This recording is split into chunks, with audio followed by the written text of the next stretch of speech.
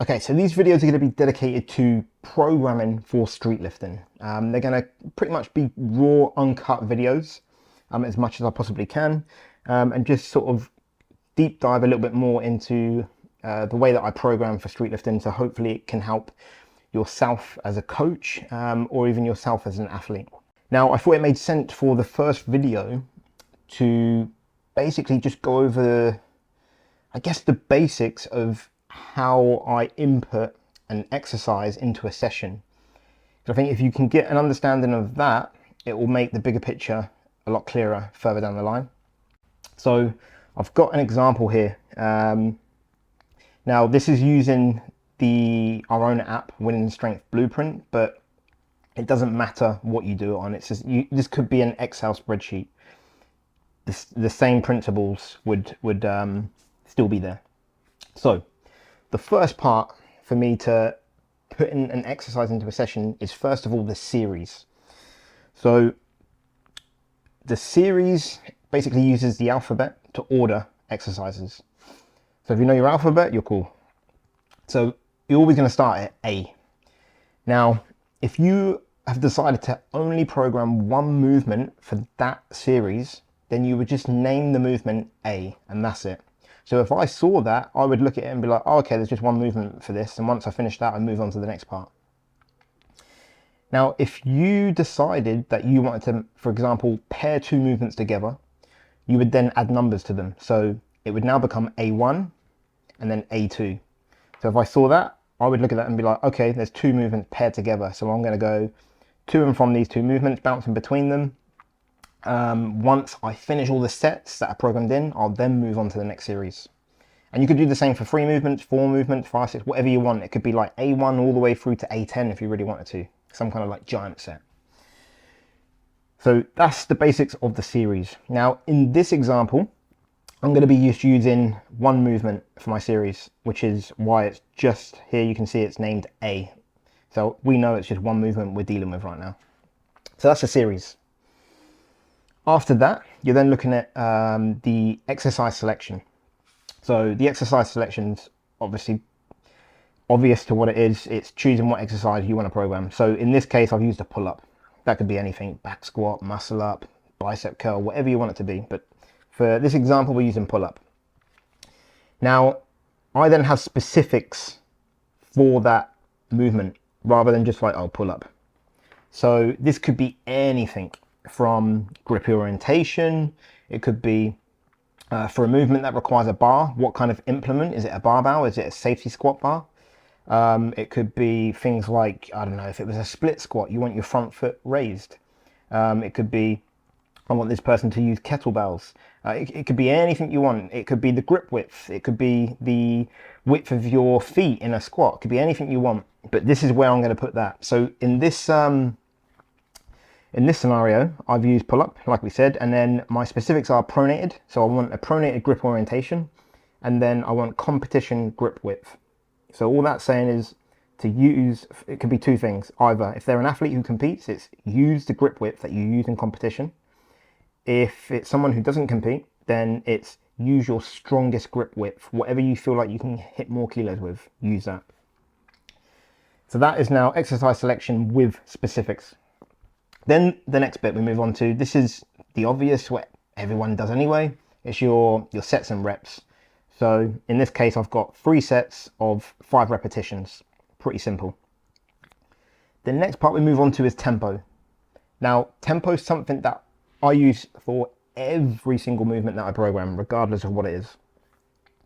Now, the tempo, to be a full, complete tempo, is 4 digits.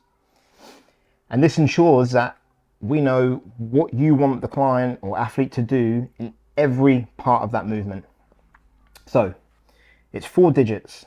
In this case, I've used a very generic tempo, 4010. That's how you would refer to it, 4010.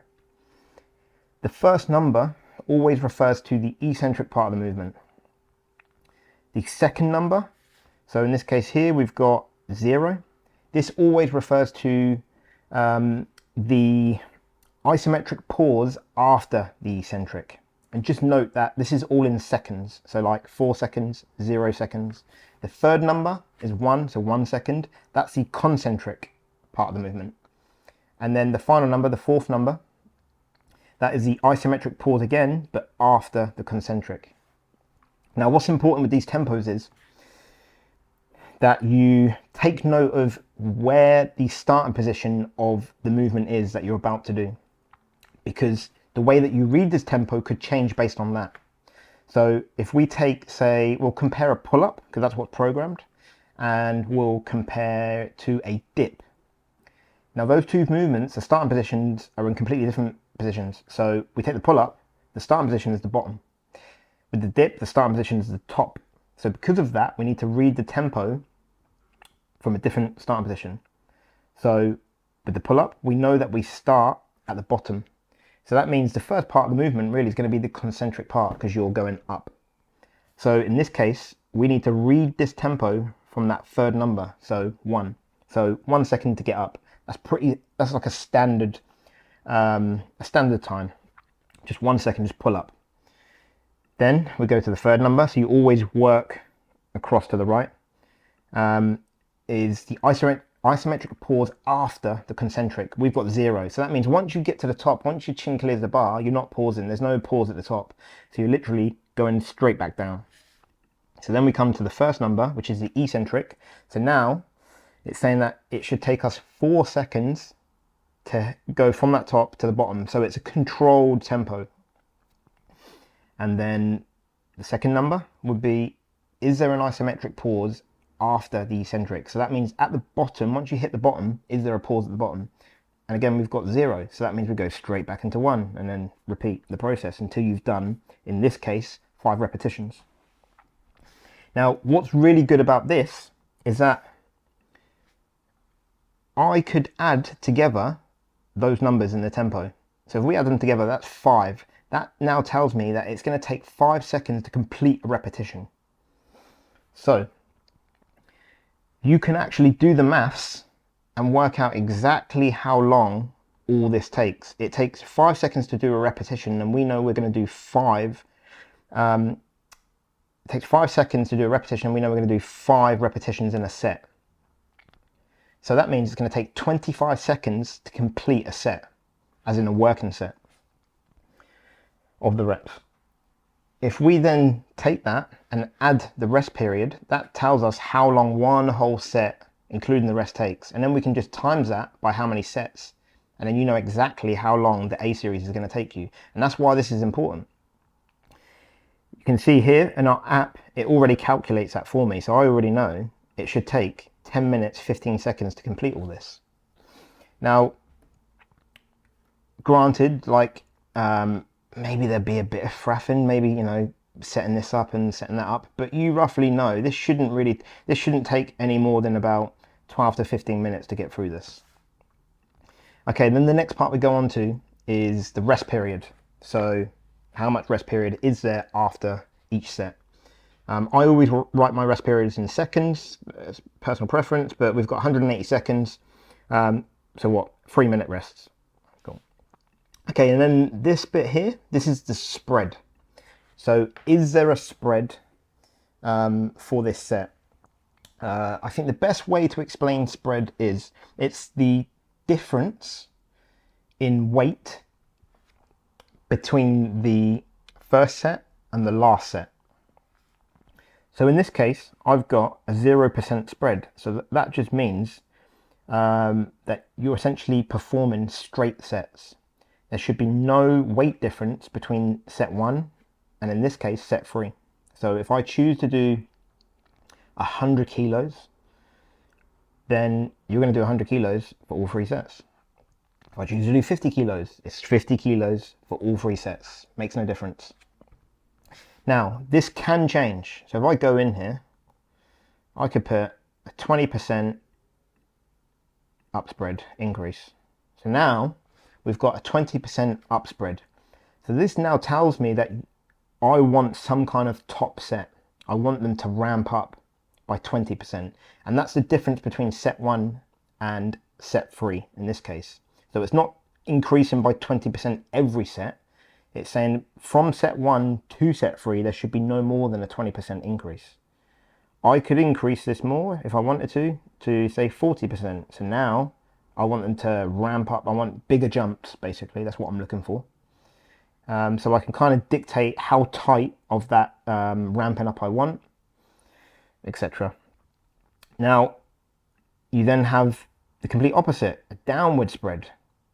So if I go back to the up spread, that's going to be obviously used for some form of strength work. You're looking to ramp up to a top set, and in this case it would be a top set of 5. Now if I had a downward spread, this is something I'd probably use a lot for hypertrophy work, something where you're going to be going to failure. Because what that is now telling me is I want you to decrease the weight of up to 40%, in this case what I've got here, again between set 1 and set 3. So the only way to be able to do that is you go so hard on set 1 that you're pretty much forced to have to decrease the weight for the next set to be able to hit the reps that have been prescribed. That's what we're looking at with a downward set. So that's kind of like, if you want someone to hit failure, you're probably going to give them a downward spread, because if they hit failure on set 1, it's highly unlikely they're going to be able to recover and go again and hit the same thing again. They're going to be fatigued, so they're going to have to start decreasing weight to be able to hit that tempo at those reps, etc.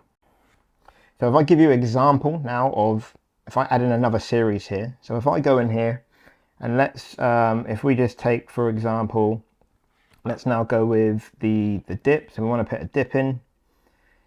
So in here, I've got my different grips. So I'll go competition grip width again. And then let's say, for example, just so you get more of an idea, I could add some more variables that I want in here. So now let's say I want some accommodating resistance. So I want this athlete to also add 1 chain.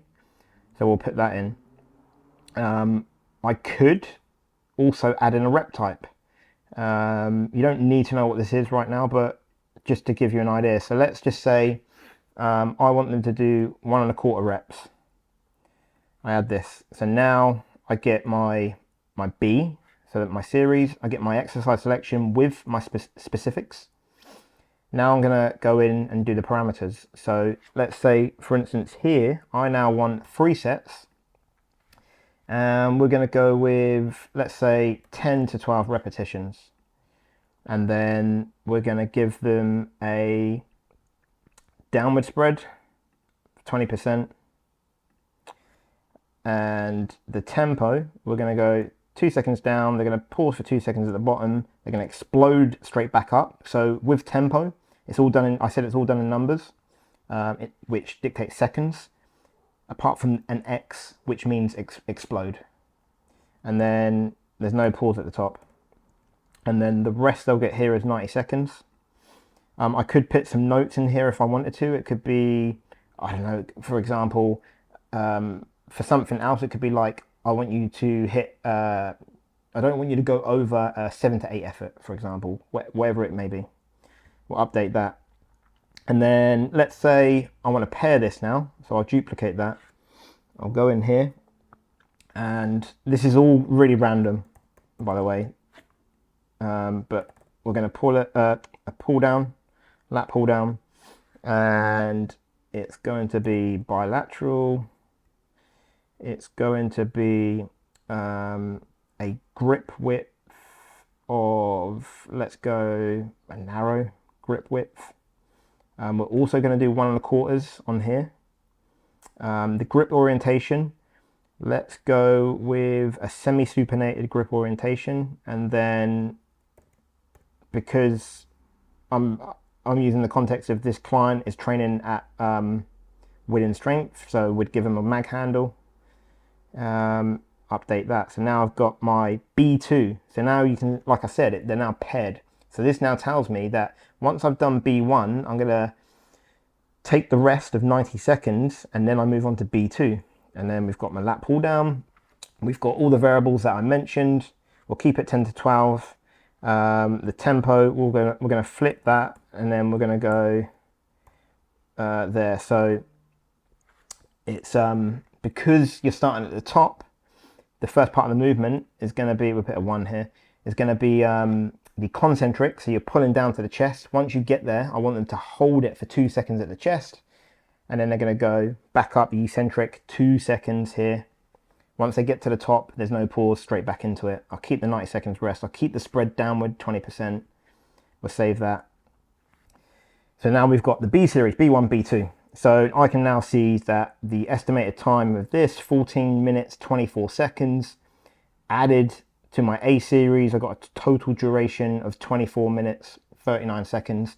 So this is why, another reason, like I said, it's important for the tempo. Like, obviously you can dictate what kind of training response that you want with tempo, but you can also work out the maths and know exactly how long this session is going to take.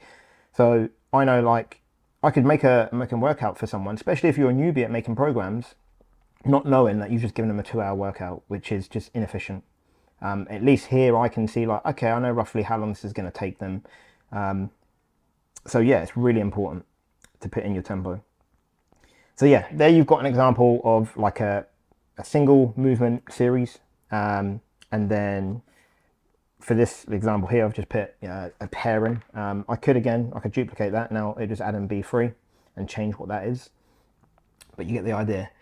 So hopefully this makes a bit more clear of how I structure a exercise within a session. So we've got series, we've got the exercise selection with specifics, we've got reps and sets, tempo, we've got the rest period, and then we have the spread. If you can get all this involved into each movement that you program, that alone will just elevate your programming skills, just that alone.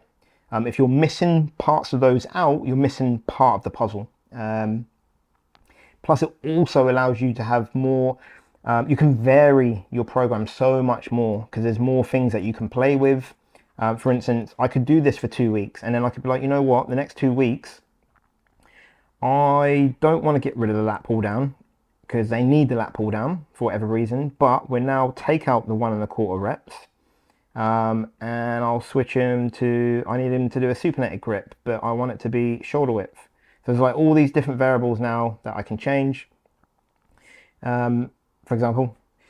But yeah, it just gives you more things to be able to switch up so that they just don't get used to the same old thing. If you're only programming certain things, like you just go in lat pull down, shoulder width, and just leaving it at that, you know, there's not much else you can change. You know, you've got reps and sets and stuff and rest period, but this gives you a lot more options to switch things up.